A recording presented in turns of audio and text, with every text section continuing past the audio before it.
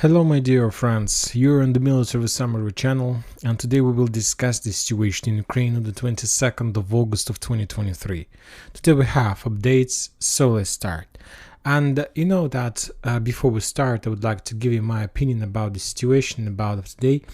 I believe that most of you have mentioned that today we got a lot of geolocations, a lot of videos, a lot of updates, a lot of piece of news regarding the situation in Ukraine.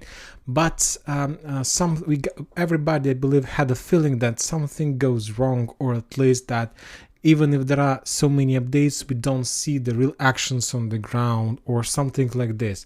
So we had the feeling that both sides, either the Russians and the Ukrainians, took a decision to make a small operational pause, probably in the combat line. We haven't received a lot of videos regarding the battles of Robotyne, about the storming operation, about destroyed tanks. We haven't received nothing almost from the Vremivka tactical bridgehead. We haven't received even a single update regarding Kupiansk, about the Battle of Sinkovka, or many other things. And we might have a feeling that the front lines stopped, but it's not true. Of course, we understand that there are very fierce clashes all over the front line, all over the combat line. The Ministry of Defense of Russian Federation gave us update, but the thing is that we see that both sides, either the Russians and the Ukrainians, took a decision to reduce, let's call it, the noise from the combat line because of the most important update of today, and we're talking about the summit BRICS in the South Africa. We have already updated the map showing the Comrade Xi visiting the country. The president of South Africa, Ramaphosa, met the leader of China. Also, as we know, the Prime Minister of India, Modi, also have already arrived in India. Furthermore, the president of Brazil, also Lula da Silva, have entered the territory of South Africa. So as we can see, the gang is very interesting, and they're currently the most powerful people from the world. When talking about Russia, as you know, Vladimir Putin is not going to visit. He's not going to enter the South Africa. Probably there are some issues, some legal issues, legal aspects regarding the warranty of the Netherlands and so on. I don't think that the president of the authorities of South Africa will arrest Putin, but even if Putin take a decision to go to the south, he will have to cross a lot of countries, a lot of governments, and there are very high risk of some, let's say, events and actions that can go not under the plan. So probably this is the reason why Vladimir Putin took a decision not to go to the South Africa, and he will be replaced by the Minister of the Foreign Affairs, Sergei Lavrov. And currently, as of the 22nd of August, this is the most important event. And this is the reason why the Russians and the Ukrainians took a decision to reduce the pressure, to reduce the noise from the combat line. We understand that. I believe that if Zelensky makes some trick like destroying Crimea bridge or destroying another Russian ship in the Black Sea, or bombing settlements all over the Russia, would create a very bad media atmosphere regarding the BRICS, because this event should be the most important, and currently nobody has the right to change the media focus from this event. Of course, we understand that the United States of America and the Western countries maybe and probably will try to reduce the media atmosphere, the media noise of this event, and probably will try to force Zelensky to do something. And basically, for example, during the previous 24 hours, Zelensky made an attempt to break that day, to break that holiday, let's call it even a very holiday of summit of BRICS. Zelensky tried to send his infantry, his marine, to the gas station that located in the middle of the Black Sea, with the purpose probably to establish the Ukrainian flag. As you know, today is the holiday of the Russian flag.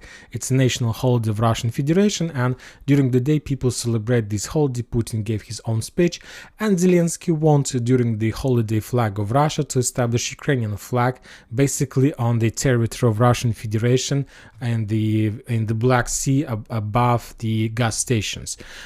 And for these purposes, the Ukrainians sent at least 3 boats. They were moving from the Snake Island The Ukrainians, this is their direction, they're moving somewhere in this area, but the Russians managed to discover the Ukrainian forces and to stop the boats. The Russians sent Su-30 aircrafts, and the Su-30 managed to destroy those boats, and the Ministry of Defense of Russian Federation published a video with a very low quality, and the author, the Russians, are saying claims that this video shows the results of attack of Su-30 against the Ukrainian boats. As a result of that attack, the boats were destroyed. The Russians, the official position is that there were two boats. The two boats were involved in during the previous 24 hours in the operation of the Black Sea, but the Russian military expert Riber reports that there were at least 3 boats. So anyway, probably when talking about Ukraine and when talking about the entire situation, the combat lines, this is the most interesting event of the past day. Now let's start from the ground and let's talk about events that took place. And first we're going to start with Kherson. The Russians reported that as a result of artillery duels, the Ukrainians lost another 15 soldiers. We haven't received nothing since the morning video, no more updates, so we will bypass and continue further, and we'll go into Rabotina. When talking about Rabotina, of course, the clashes in this area continues. The Ukrainians continue their assault operation in the settlement. They are sending endless waves of infantry to the south, trying to capture and trying to force the Russians to step back. The Ukrainians are entering the settlement along the main road from the north. The Ukrainians try to enter the settlement from the east. Of course, the Ukrainians probably have already secured the roads between these two attack directions, and currently there are already tanks in the settlement. There are already armored vehicles like Bradley, probably there are strikers, there are infantry, endless number of infantry, and the Ukrainians during the day at least published few videos how they managed to force the Russians to accumulate their forces just on the southern edge of the settlement. Later we understood and found out that that was a Russian trick to step back as far as possible to the south to stretch the Ukrainian forces, and after that the Russians started bombing and shelling the settlement with artilleries, with aircrafts, with guided bombs, and so on. And that was some kind of ambush. I'm not saying that Ukrainians didn't understand this entire situation. During those attacks, of course, they have possibilities to hide themselves among the buildings, among the basements of this almost ruined settlement. But anyway, very interesting episode that we need to pay attention to is the clashes that took place, let's say, on the southern edge of the settlement. There were at least 2 videos from this area. The first one is how the Ukrainian Bradley were attacking the Russians in the south, and also there was a video. We will not watch this video because there are Ukrainian soldiers who have landed from the Bradley and got their positions along the road and were attacking the Russians from machine guns, from the snipers' rifles, and so on. And another interesting video from the same area, and the Russians first claimed that this video show us that the Russian drone Lancet strike and destroy the Czech tank M555.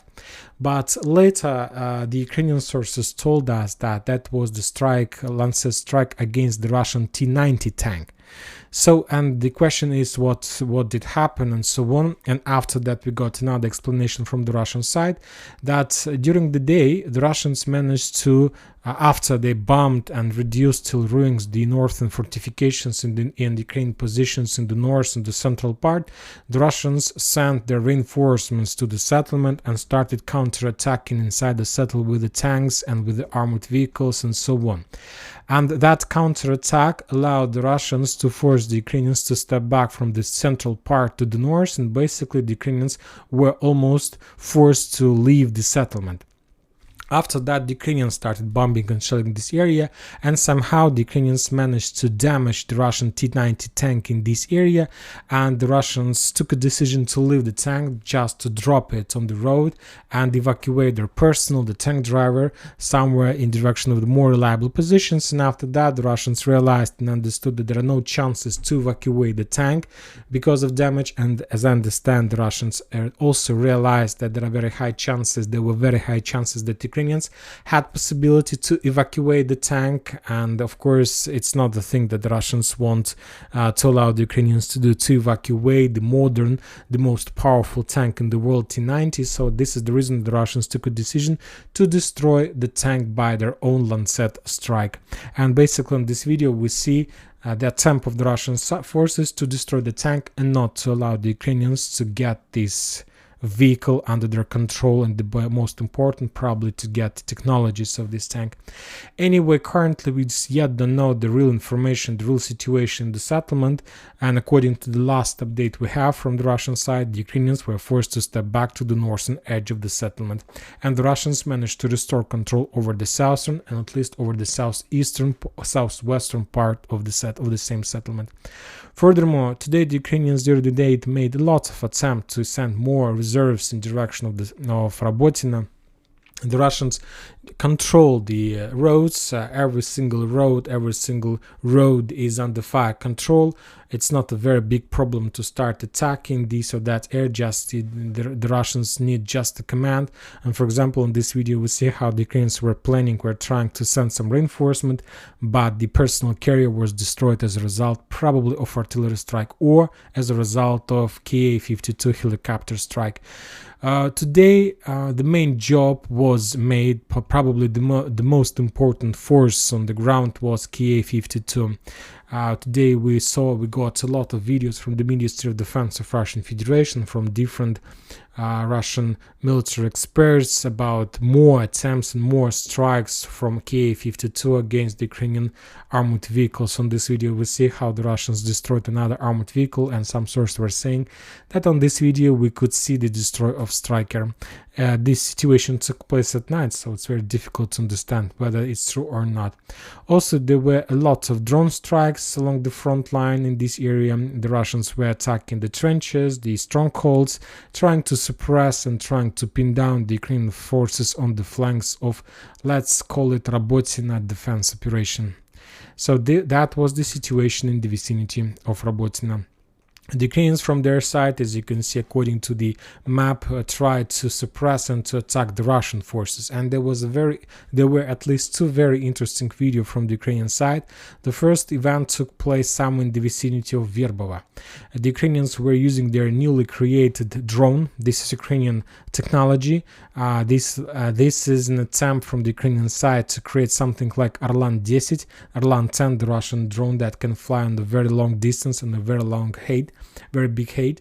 And on this video we see how the Ukrainian drone were making intelligence reconnaissance operation and was coordinating the Ukrainian artillery to attack the Russian positions. The most important from this video is the quality of the video, and just the quality of the video. So take a look at the picture. And later we got another update from Tokmak, and on this video we see the same squad, Ukrainian drone squad, the same picture. So probably the Ukrainians do have some possibilities to control this entire area, to establish 100% control with drone. The Ukrainians have the picture, and on this video we see how the Ukrainians discovered the Russian position somewhere in the industrial zone on the south of Tokmak, and after that, probably as a result of HIMARS attack, they destroyed the accumulation of Russian forces. The interesting thing from this video is the distance that Ukrainians can use for a reconnaissance operation. If we calculate, let's say, the distance from Orekhov to Tokmak, so basically the Ukrainian drones are able to get deep inside of more than 40 kilometers. Of course, this is a very big number, this is a very big area to control, and probably this is some kind of problem for the Russians. They need to find a solution how to suppress these drones, or at least how to shut them down. But currently the Russians yet haven't managed to do this, because since the beginning of the Battle of Robotyne, this is new type of drone, and we yet haven't received any video or photo confirmation from the Russian side that they were able to shut this type of drone down. The Russians reported that as a result of fierce clashes for Robotyne, the Ukrainians lost around 125 soldiers, 14 armored vehicles, and the most important, 11 artillery systems. The Russians destroyed 2 M777 howitzers, 3 M109 howitzer, one Krab, one Caesar, and one British howitzer FH-70. And the Russians noted about successful counter-artillery duels during the previous 24 hours. This was probably the most important achievement from their side. And there was a video of destroyed another Ukrainian ammo depot on the north. And we have discussed this video already in the previous time, but one more time, we see the strike, and I wonder what type of rocket or bomb or missile the Russians were using for these purposes. Very powerful attack and very accurate attack, and probably that was a Kinjal, maybe Iskander or something like this. Now we're moving further to the Vremevka tactical bridgehead. If you take a look at this area, you're gonna see that there are almost no updates from the Ukrainian side. There is no drone strikes, no bombings or something like this. And this is very important because the Ukrainians are trying to continue their regrouping in this area, trying to bring more forces, more infantry to the combat line. The Russians are bombing this area heavily. They're doing some very powerful, very successful counter-artillery duels. They are not allowing the Ukrainians to accumulate their forces on the combat line. And the absence of geolocated videos from the Ukrainian side makes me think that something is wrong in this area. Maybe they're trying to regroup, to accumulate forces, to get the critical mass before the next waves of attacks. Who knows? And now they're trying just to hide their position and to discover the Russian position. Who knows? But also from the other side, we understand that there is a pause on the combat line, and maybe there are very fierce clashes, but because of BRICS, neither the Russians nor the Ukrainians provide us the real updates from the combat lines. The Russians reported that as a result of clashes in this area, the Ukrainians lost 240 soldiers, 2 armored vehicles, and 2 artillery systems. Some Ukrainian source, some Russian sources and Ukrainian sources reported about some attempts of Ukrainian side to attack in direction of Mykolskaya. This is not the first attempt from the Ukrainian side. Probably that was reconnaissance in combat, or reconnaissance in force. We haven't received any photo or video confirmations of that attack, just one video from the Ukrainians, how they were bombing and attacking Mykolaiv with the drones. Just a regular routine from the drone forces to discover and to attack the accumulation of enemy's forces. When talking about Novomikhailivka, the Russians continue offensive operations storming this area, but currently they're just on the stage of bombing and attacking this area with the drones, with artilleries. Maybe the Russians are not planning to make a very fast attack because they do have some problems with the manpower. They have lack of forces in this area, and they need to be very careful, and they need to work very slow, step by step, just with one purpose: not to waste the infantry and storming squads in unnecessary and stupid offensive operation, like let's say in the same offensive operation like Ukrainians tried to implement on Bradley Square. And when talking about Krasnogorovka, probably this is the first day when we haven't received even a single video from this bridgehead. Just one Lancet strike in the vicinity of Izmailovka. The Russians managed to discover the Ukrainian M777 howitzer, and as a result of Lancet strike, that howitzer was destroyed. And also not just howitzer, but also the local ammo depot with the rounds for that artillery system. When talking about Artyomovsk, also the same story, almost nothing from this bridgehead, just an interesting video from the Russian side.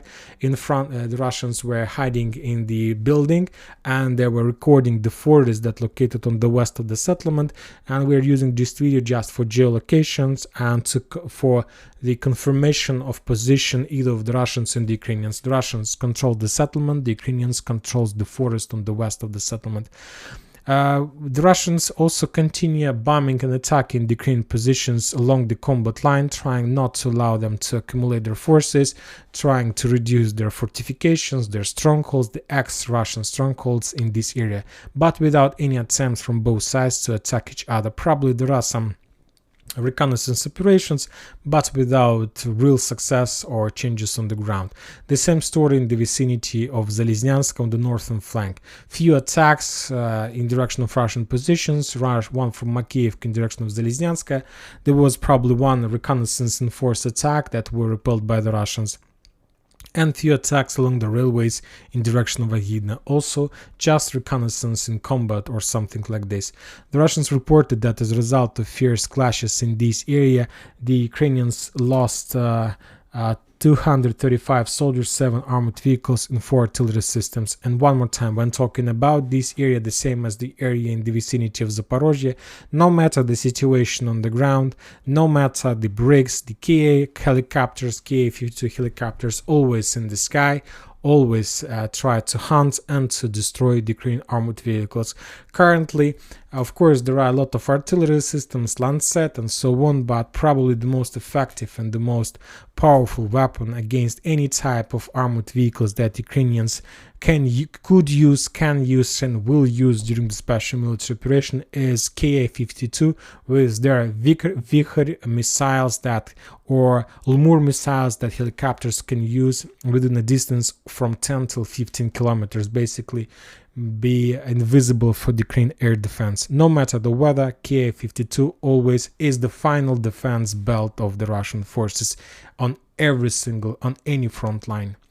Now we are moving further to the Liman front line. As you can see, we haven't received even a single video or photo geolocation from this area, which means about reduce of activity, or one more time the bricks pause or something like this, and tomorrow or maybe even this night we start to receive something. But as I understand, until the end of the bricks we're not going to receive anything, because I believe neither the Russians nor the Ukrainians want to break this event. This is currently the most important event, and nobody can break this media situation in the world. Only the Western countries like United States of America or United Kingdom, I believe that they want to do something and to break and to change the focus of people of the world from this event to something else. Probably they have some plan, and maybe we will see something. The Russians reported that as a result of fierce fightings on the Liman front line, the Ukrainians lost 50 soldiers and 3 armored vehicles. When talking about the Kupiansk front line, the story of Sinkovka continues, but before that we have a video from the Ukrainian side, how they were bombing the Russian ammo depots on the Karamzinovka bridgehead, which confirms the Russian position, the Russian control over this bridgehead.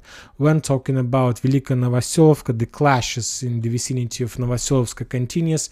The Ukrainians tried to force the Russians to step back, and no matter the reports of Ministry of Defense that they're advancing in this area, currently the situation is not so good and easy as the Ministry of Defense reports. The Ukrainians counterattacks and they tried to force the Russians to step back. Also today we got another confirmation of the fall of Sinkovka from a very reliable Russian source. This information is still unconfirmed. We haven't received a video or photo confirmations from the Ministry of Defense, but probably, and there is a very high chances that we haven't received these confirmations also because of BRICS summit, because a lot of people and who follow political situation, politics, who tries to Elon Musk probably a few months ago published a tweet that when girl sleeps, all boys follows the situation in Bakhmut. So the same situation, when girl sleeps, we follow the situation in Sinkovka. I believe that there are millions of people, of man or woman, who controls the situation, and basically just the entire situation is not to break the media atmosphere about, around, and regarding the BRICS. So that's why maybe even if the Russians have already established control over the settlement, we will get this update only after the BRICS summit ends, not during, not before, only after. The only update, so we got some update regarding the settlement from the local sources. Also, the Russians published the photo of destroyed bridge, pontoon bridge, and the just bridge over Oskol River that the Ukrainians were using to support and supply their forces on, let's say, on the eastern bank of the Oskol River. And the Russians also published the video how they were bombing and shelling the Ukrainian forces in the forest line somewhere between Sinkovka, Pershetneravneva, Avalshany, which confirms that probably all these fields are under Russian control. At least the geolocation I've just provided you shows and confirms that at least these fields are still under Ukrainian control, or at least are in the gray zone. Before the next video, we will update this part of the front line, and we will color this at least or in the gray zone or with a yellow color. There are still clashes along the borderline between Kharkiv and Belgorod, but mainly the artillery duels. The Russians published another geolocated video how they managed to discover the Ukrainian positions along the front line, along the border, and as a result of artillery strikes, they managed to destroy another Ukrainian stronghold. And that's it for today. Military Summary channel reminds to condemn any violence in the world. Thank you for your watching. Subscribe to my channel, put your likes, join my Patreon, and have a good day. Bye bye.